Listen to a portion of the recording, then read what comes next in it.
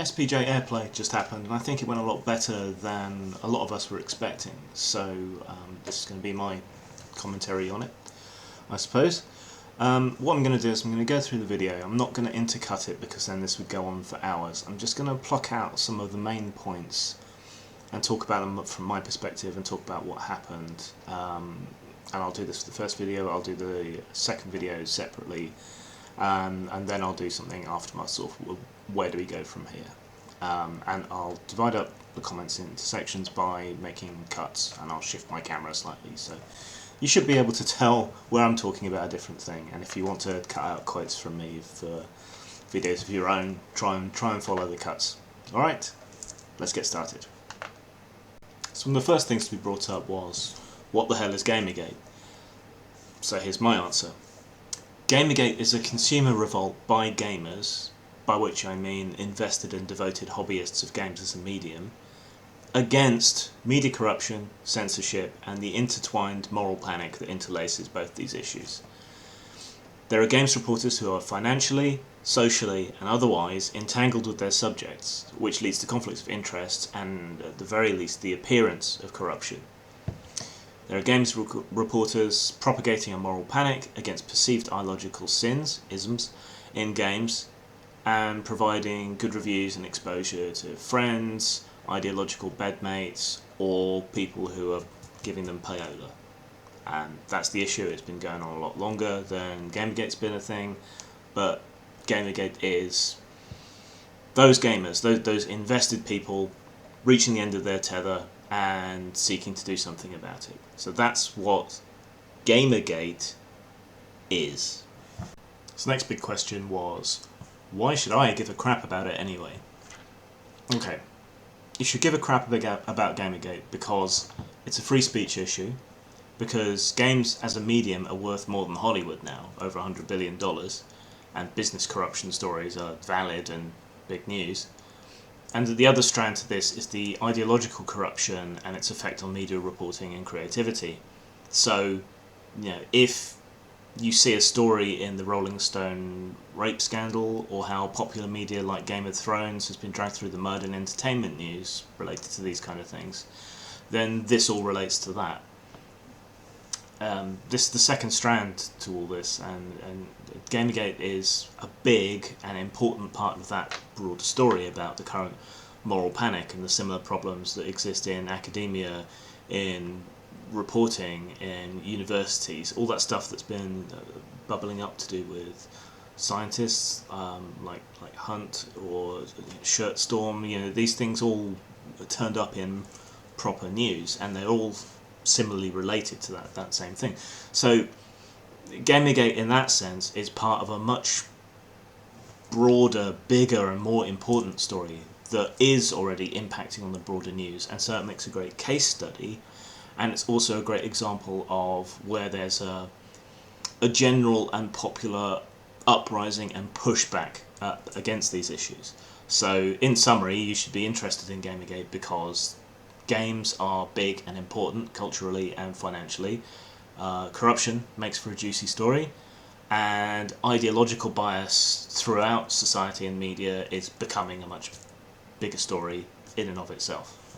Having someone ask, what are trolls, is kind of indicative of a bigger issue that we have here, in that normal media does not understand internet culture at all. I mean, even people who work the tech beat do not understand internet culture, and this has been obvious throughout Gamergate. They don't know how to filter shitposting. They don't know how to recognise a troll.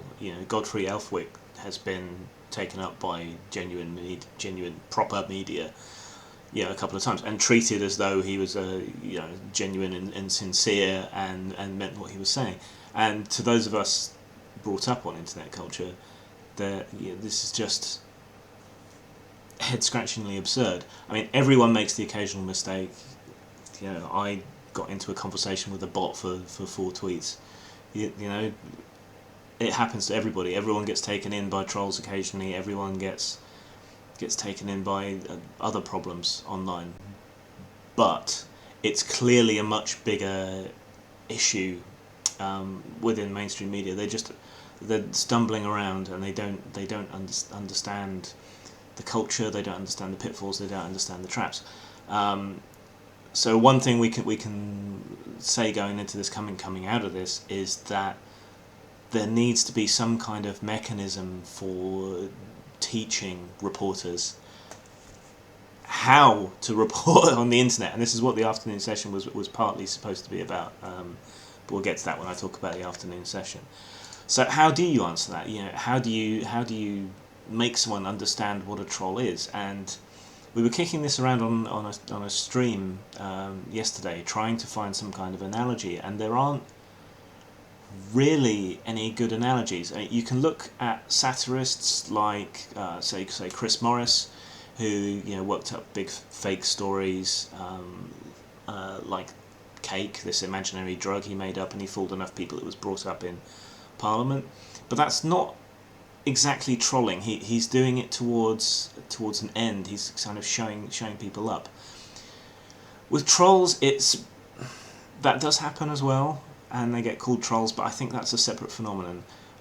But I would say trolls are people who present insincere attitudes in order to elicit a reaction for personal gain, fun.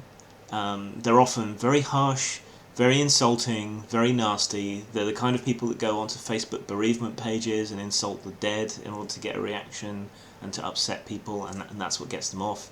Or they might go into pro or anti-abortion groups and present the opposite position in the most abrasive manner possible in order to get a reaction. Feminist pages and comments and articles attract trolls because feminist commentators and so on are virtually guaranteed to give some kind of big overreaction. I mean, you look at, going back pre-Gamergate, you can look at Caroline Criado Perez and her campaign to get more women on money, and obviously, immediately that's like firing a flare into the air, saying come troll me. But then she takes it seriously, and that feeds the trolls. They get exposure, they get to upset more people, they see that they've fooled more people, and so they get off even more on it. And I'm afraid the only solution is to ignore them. But you need to gain the skills to recognise and ignore trolls, and that's missing. And part of the problem with the reporting on Gamergate, both in mainstream media, who I think we can accept now don't know any better, but within games media, who should know better, and amongst geek figureheads like Will Wheaton and Felicia Day, Joss Whedon, who should know better, took trolls and shit posters and so on seriously and said this is Gamergate, when it wasn't. It was people coming along for the ride, coming to see the drama and winding people up on both sides. And the extreme end of that trolling is generally the kind of things like the doxing and the death threats and the bomb threats and so on, that again both sides have suffered. But they do it for the attention. So if we starve them of the attention, they've got much less reason to do it. But we need to train, or at least prime, mainstream media people to understand online culture, recognise trolls and shitposting, and what to do in those situations, because they don't do it. And in some cases, unfortunately, it's deliberate that they give trolls attention. There's something of a movement amongst some female journalists to no longer ignore trolls, as if this will somehow solve the issue, but that's a whole separate topic for another time. It was, of course, inevitable that the Zoe post would come up, and it's unfortunate, but we all knew it was going to happen. They had to at least momentarily address this harassment narrative and everything else. And it was clear from some of the early questions that this was all people knew about Gamergate, this idea that it was a relationship gone wrong. I don't want to get too bogged down into it, so I'll keep this as quick as I can. The main problems that came up in relation to this was that this grabbed the narrative from the start. This was something people could relate to. It made a good story. That wasn't what Gamergate was. So right from the get-go, you had misreporting in such a way that played into the false narrative and reinforced it. And because the idea that Gamergate was lashing out against this woman was so much more viral, so much easier for people to understand and get their hooks into. That's why it took over. People were exposed to that first. People understood that easily, and once someone's got an idea in their head, it's very hard to dislodge. So unfortunately, the truth often doesn't matter. And I think one thing Gamergate and other protest movements should take from this, that it's important to get your story out there fast, first, and effectively in a much more simple, easily digestible way. For Gamergate, their message was, we want ethics in journalism, which is simple, even though people made fun of it, and it's turned out to be true, but wasn't as effective as this woman is in trouble, damseling as the honey badgers call it. So part of the problem was that it was easier to report as if this was a harassment movement against Zoe Quinn. It was lazy reporting. No effort was needed to do that. You just say, oh look, this poor woman is being attacked. Quick, easy, emotional hit. People are going to link to it. Excellent clickbait. And also played into a pre-existing narrative that's long been reported, Donglegate, everything else, that women have issues in technology and so on. So it played into that, and you could draw a sort of continuity line of that story going back several years. So again, it's easier to do that. People have got pre-educated into that storyline, if you like. So this was next episode, Zoe Quinn gets harassed. On this episode in Women in Technology. So that didn't really do much for anybody, I think. But I don't want to dwell on it. But it's worth pausing and reflecting on why that story was so powerful, why the media tended to pick up on that story, and why they didn't pick up on the harassment of people on the other side and everything else. It's lazy, it's easy, and it plays into this existing narrative, and that's really all we need to say there. So we then got into the panel proper, and I'll cut this into chunks of the sort of the main sections of that. So one of the first things to come up was Max Temkin, and this was the first time a quite common analogy to the UVA Rolling Stone rape scandal came up. So obviously that's got nothing to do with Gamergate, so why did it keep coming up? I think it kept coming up because here was a point of comparison, here was something that everyone would know, and there are aspects of it that definitely relate to things that have been going on in relation to Gamergate. Now the Temkin thing I think was actually pre-Gamergate, which made it useful for showing that these problems go on. So what is the problem? Well, the problem is twofold, I think. On the first, clickbait and sensationalist stories like rape and murder and all the rest of it. Those get people interested, they get people to click. So that's one thing. It's the financial incentive to misreport on these things. And secondarily, there's ideological problems over it. So people place their ideology over their ethics.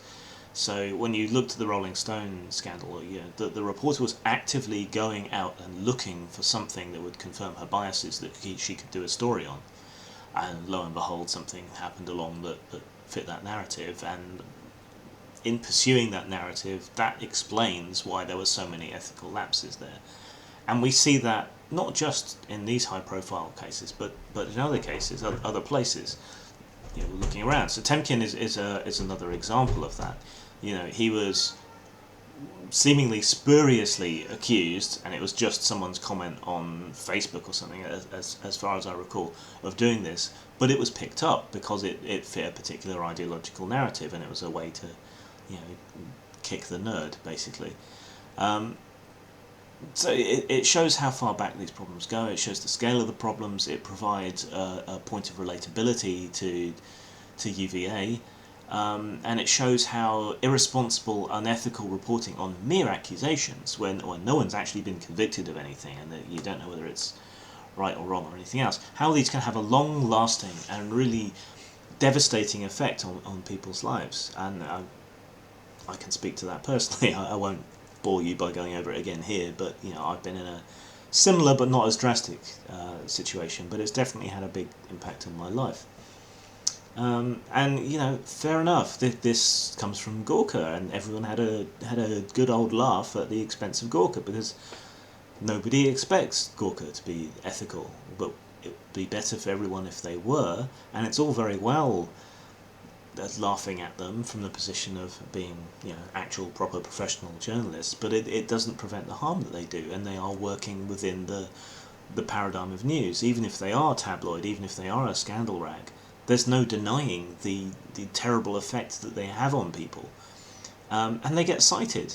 You know, their subsites, Kotaku, Jezebel, all the rest of it. I think Jezebel's one of theirs anyway.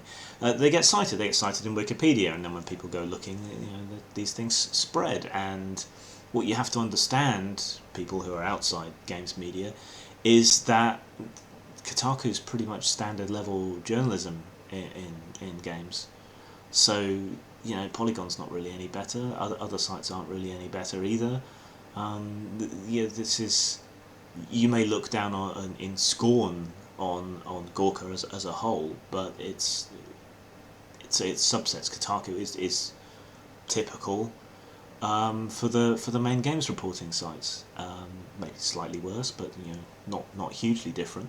And so it goes for many of their other subsites. They are typical. They are to be expected, and that's not good. So it's all well and good laughing at them, but you can't deny the harm that they do, and they style themselves as reporters, as news. So this is an issue for the SPJ.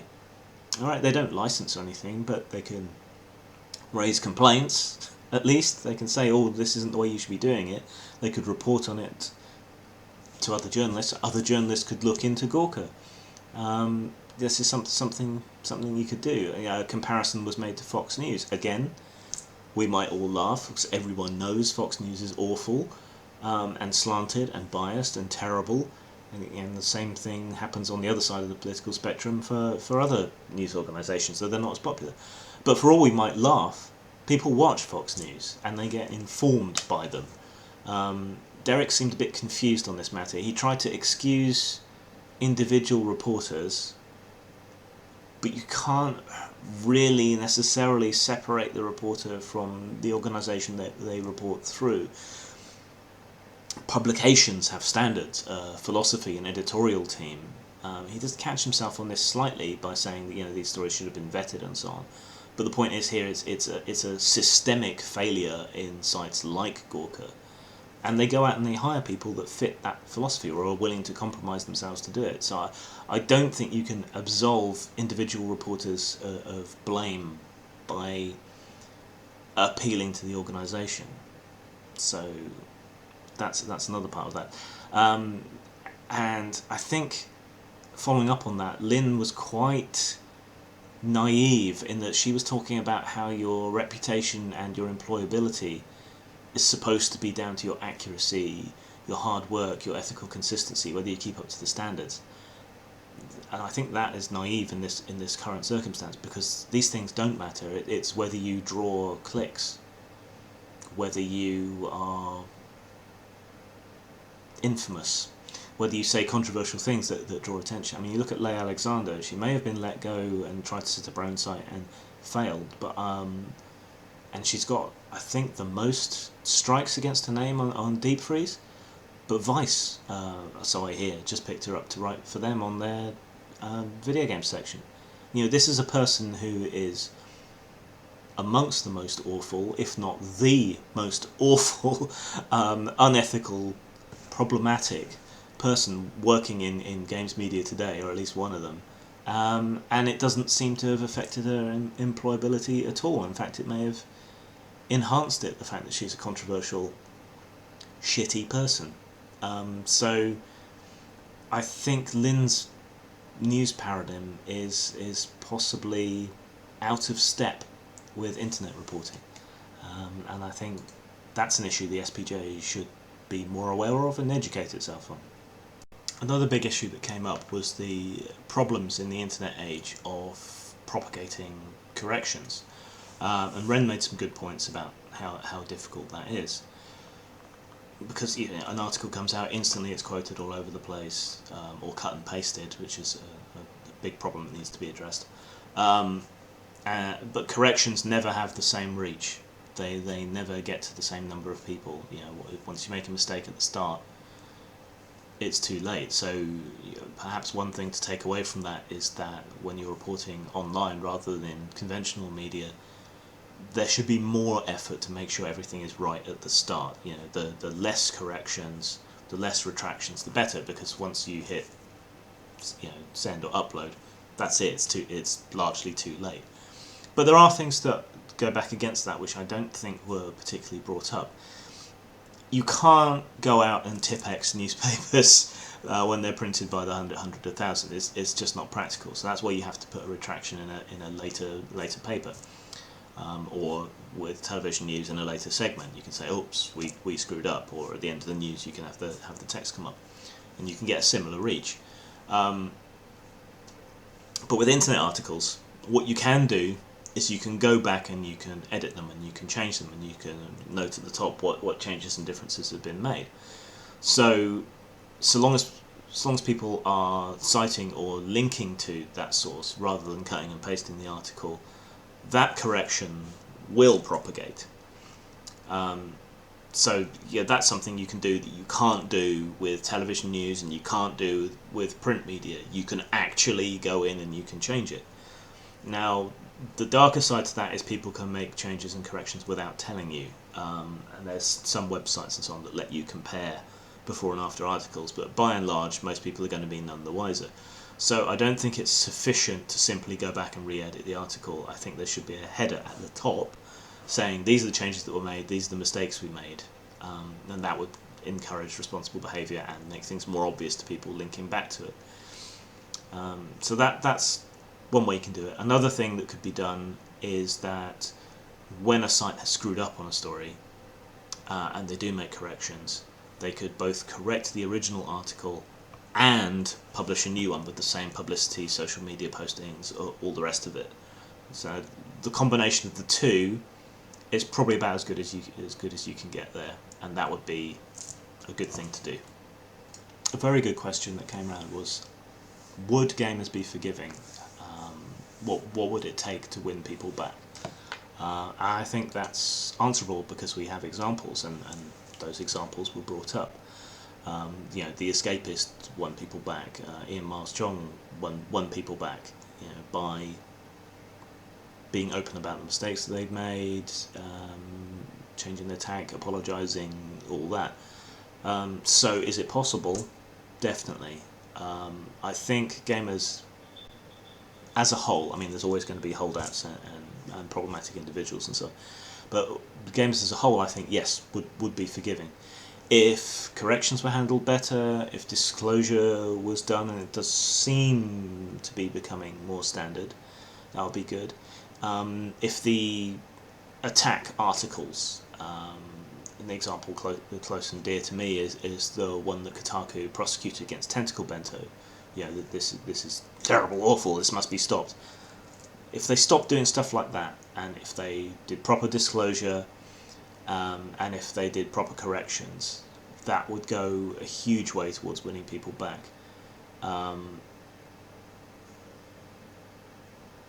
And later it comes up about firing people, but I'll come back to that.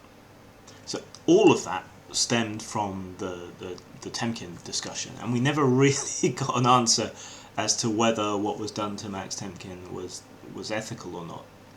I think it was kind of implicit in the discussion, though, that ruining people's lives in such a way by promulgating unfounded accusations is unethical. I just think it wasn't explicitly stated, and I think that was a problem. That was probably something Koretsky should have picked up and said, okay, we've had all this big discussion, where do we stand now? Is reporting mere accusations with no good backing, you know, is that ethical behaviour? And I would hope that anyone watching this would agree that doing so is definitely unethical. So let's, like they should have long before they did, let's move on from that and move on to the next issue that was brought up.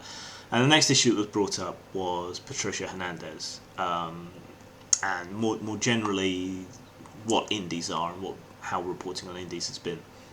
And the issue with Patricia Hernandez was that she was reporting on roommates and friends and people she had links to.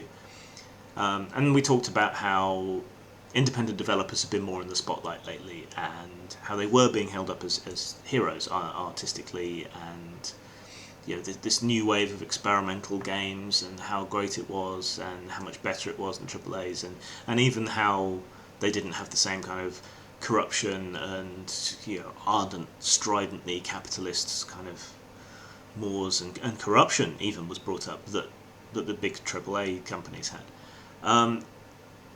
That helps explain why the backlash that Gamergate is part of has been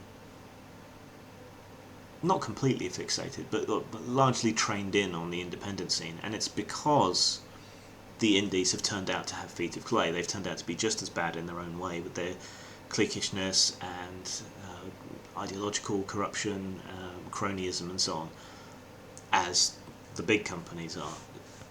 Maybe perhaps they're slightly more sympathetic figures to some people, but they turned out to be hypocrites, and that always pisses people off. Maybe a bit more than it should, but it still doesn't excuse what they did. So what we got here was final, explicit, absolute vindication of Gamergate's issues, that there are problems with ethics in games journalism.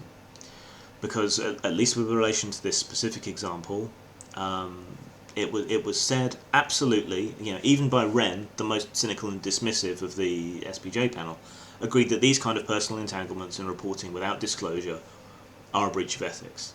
And Lin went even further and said, even if just someone in the office or at the publication has some kind of personal link, that should probably be disclosed. And then, that's more than Gamergate's asking for, which is great. But it was agreed that these kind of entanglements are an ethics breach. So, if you have a personal relationship or a financial relationship or any kind of chummy relationship with the person that you are reporting on, you should disclose it. You should, and if you don't, that's an ethical breach. And maybe even if you do disclose it, you probably shouldn't report on them. And that's what the deal is with Grayson. That's what the deal is with a lot of what you'll find on Deep Freeze, is people not revealing their personal, financial, and ideological links to each other. So that's kind of it, really. Game over. We won. These things are indeed ethical issues. We were right and valid to bring them up, and deepfreeze.it catalogues many of these problems. And if the SPJ agrees that these kind of actions, whether someone's actually done anything wrong or not, are a conflict of interest and a breach of ethics, then case closed. What more is there to say there, really? We win. We're vindicated. Woohoo! I don't particularly want to talk about Derek's unhinged comment, but I guess I kind of have to. That upset a lot of people, and I don't think it necessarily should. What I think he meant was that gamers are passionate, and I think you see this kind of level of intense affection and passion in plenty of other hobbies. You see it in people who like particular kinds of car, like classic car collectors or whatever. You see it in train enthusiasts. You see it everywhere. Comics, film. Oh God, cinemaphiles. Pretty bad.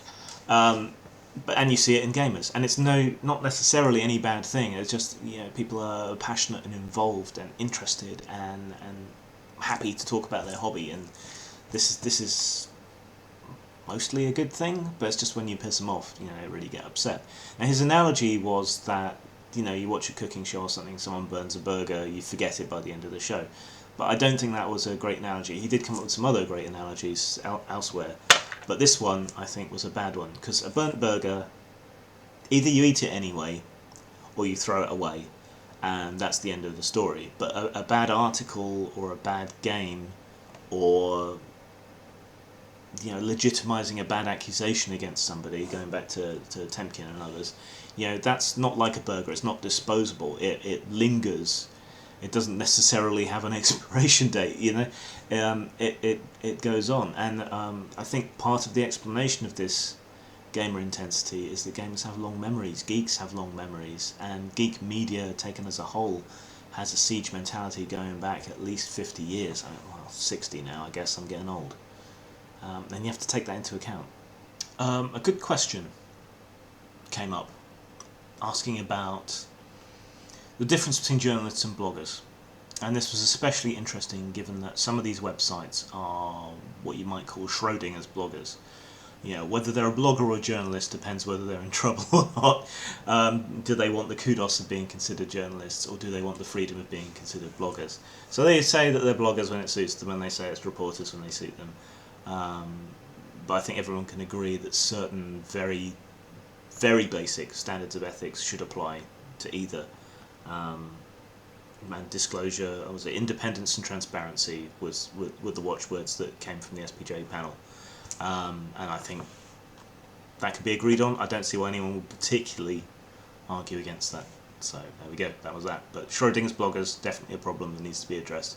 If you're working for a big site, whatever, then you should hold yourself to journalistic standards, definitely.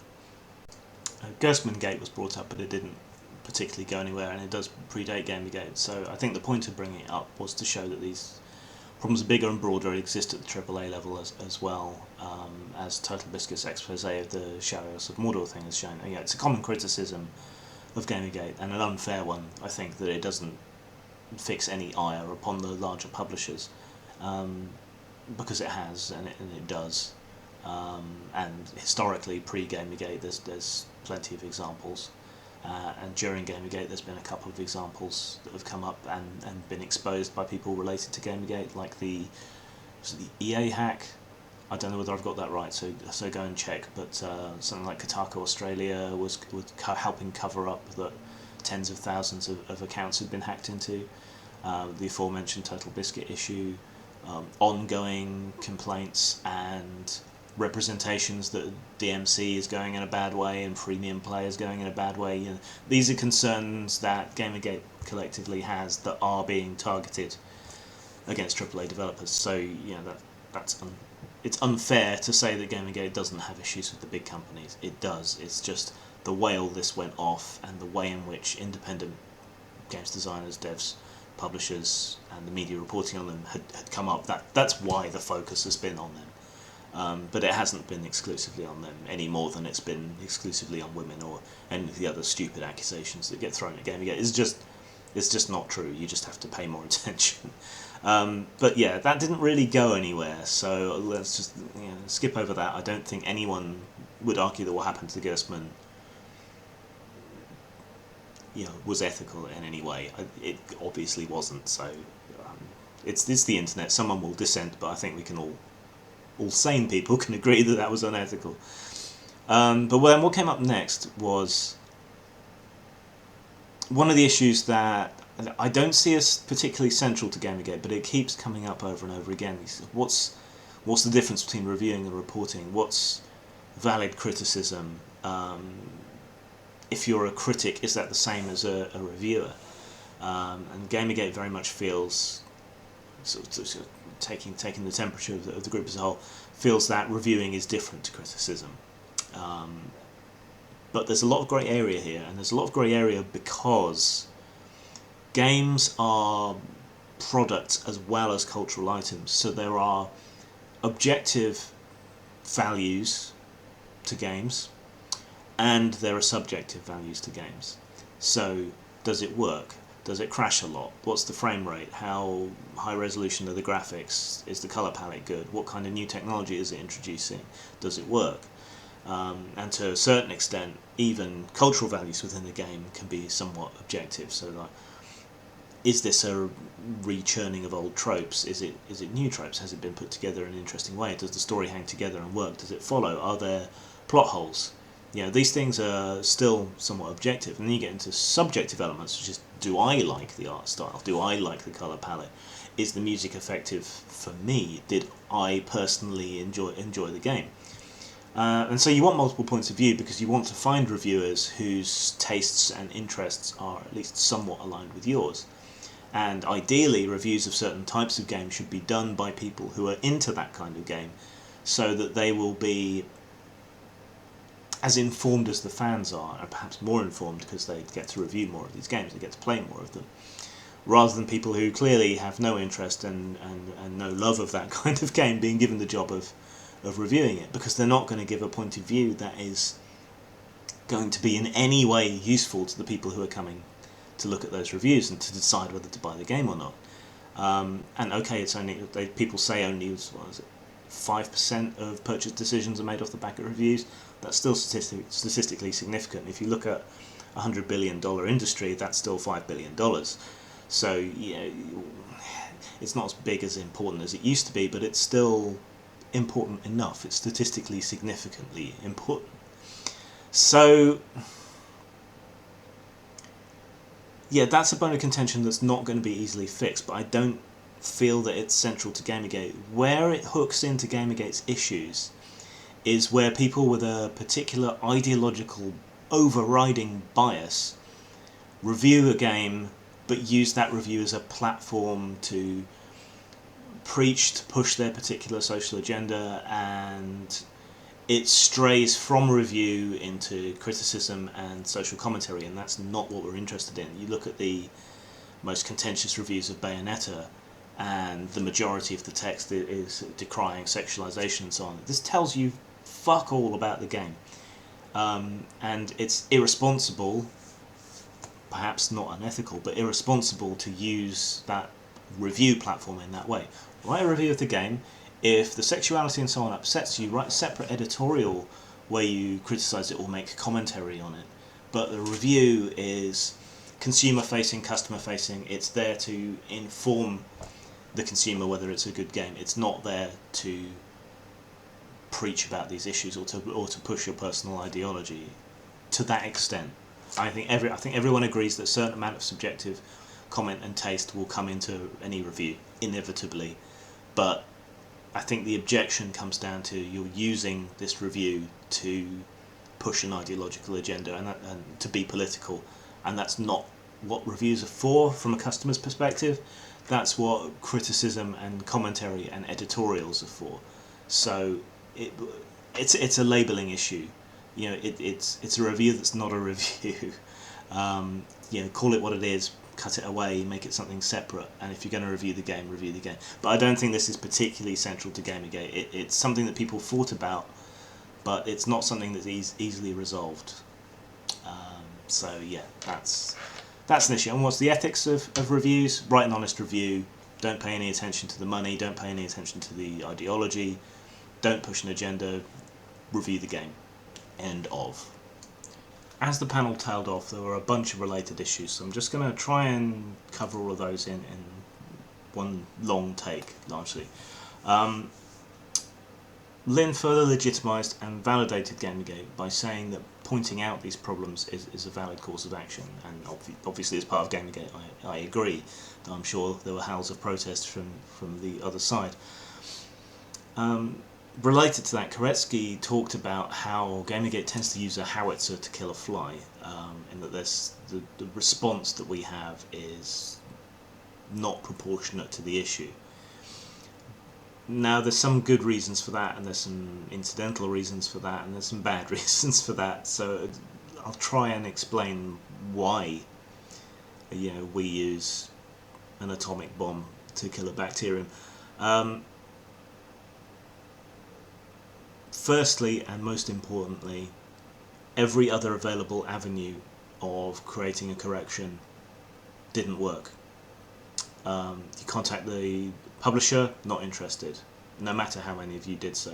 You contact the writer, they just scream harassment and run away and don't pay any attention to the issues. They get very defensive, which is understandable on a human level, but as a way to get corrections, it simply doesn't seem to work. So people tried having discussions on forums at the sites, they were cut out. They tried having discussions elsewhere, they were censored. They tried writing directly to the publication, no good. They tried talking on social media to the publication, censored, blocked, ignored. They tried talking to whoever had filed the story, same problem. They tried talking to them on Twitter, Facebook, wherever else you want to go.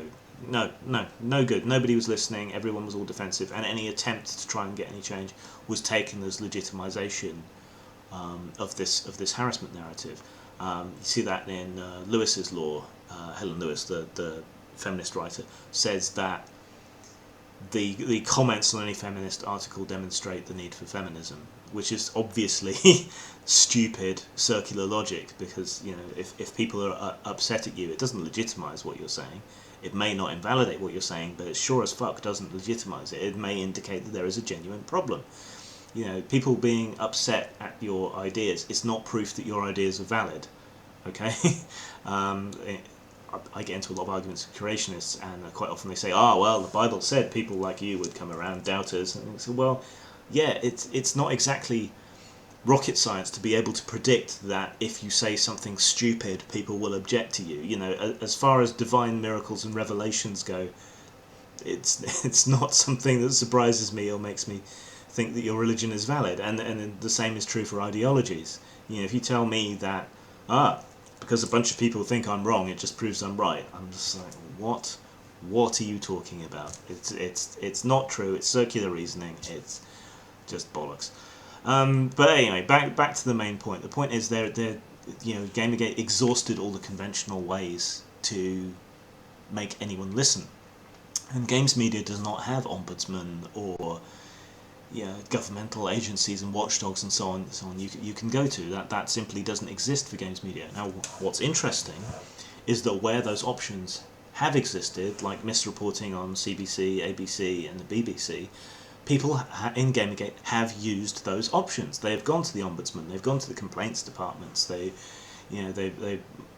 gone to the shows themselves, and they've gotten responses, and not necessarily good responses, but in some cases, CBC and ABC, there's been some admission that there were issues and wrongdoing, and attempts to at least acknowledge that. So, where those options exist, where they're responsive, Gamergate has used those options to some effect. But those options don't exist within games media, and maybe they should. Maybe there should be, as was mentioned later on, sites that report on the reporters. Maybe there should be people within larger versions of these organisations, news organisations, websites and so on, who are there specifically to deal with complaints and to issue corrections and so on. Money's tight, so that's probably not financially viable, but maybe someone could get that as a secondary responsibility. So there's possibilities here. But the point is, Gamergate was left with no other weapons than howitzers.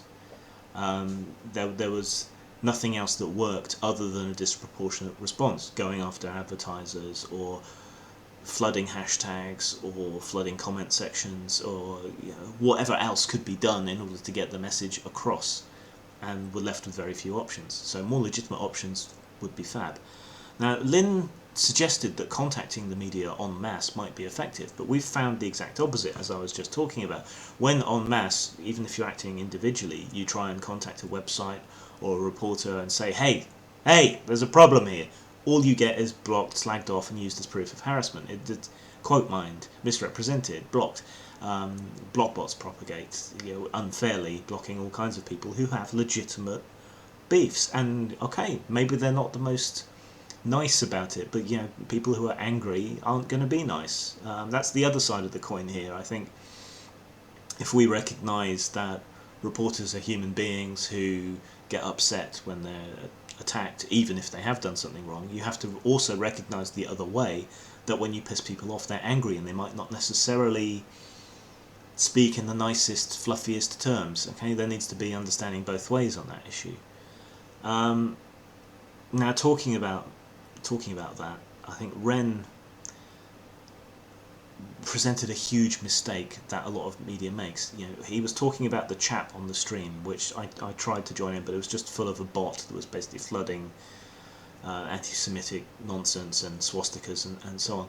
Now, Ren presented what a big problem on the reporting of Gamergate has been, that I touched on earlier. Commenting on the chat, he took that seriously. He thought that was legitimately part of Gamergate. Obviously, shitposting and trolling is not. but he was treating it like it was, like, hey, these people are attached to your movement.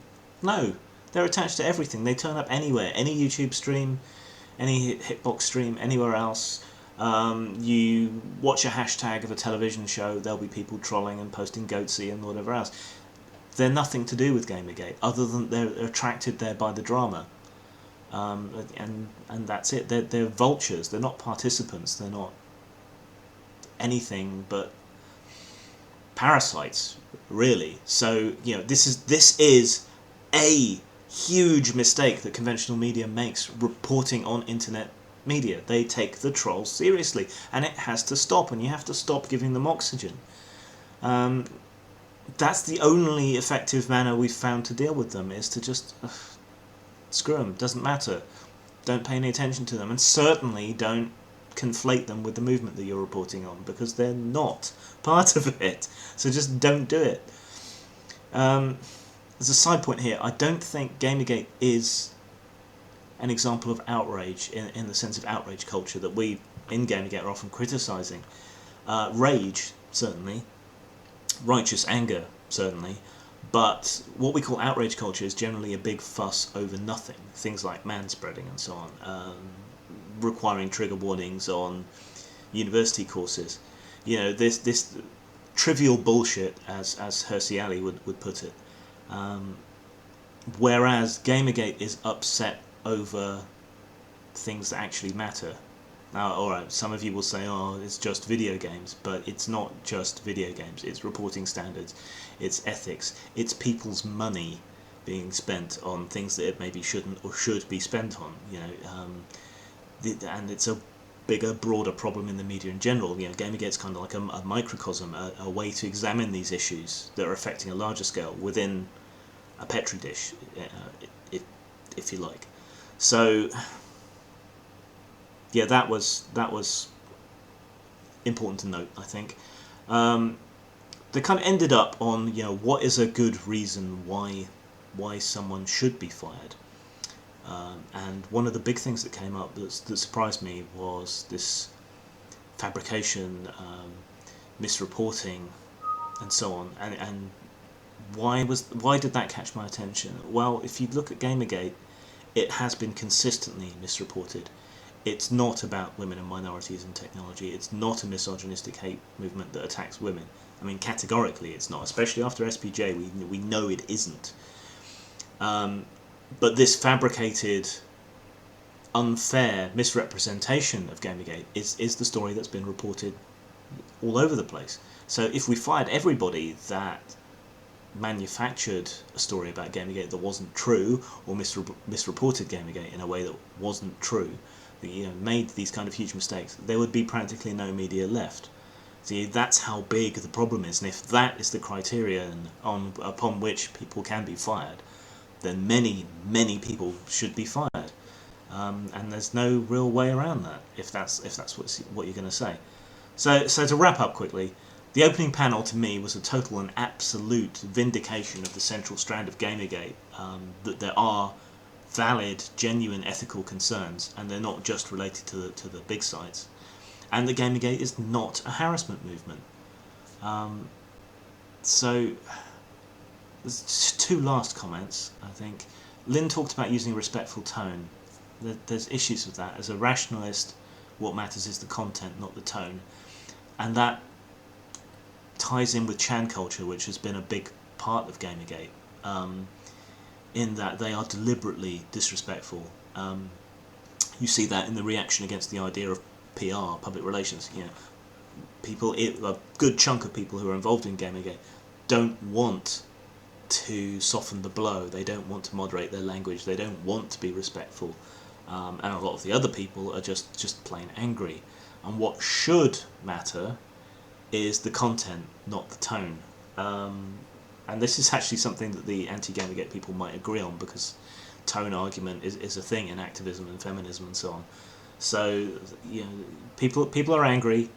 People reject the idea that you need to have a good tone because it should be the content that matters, but we all know people are human and it doesn't. So it's a valid criticism, but one that I think needs to be contextualized and understood by both sides.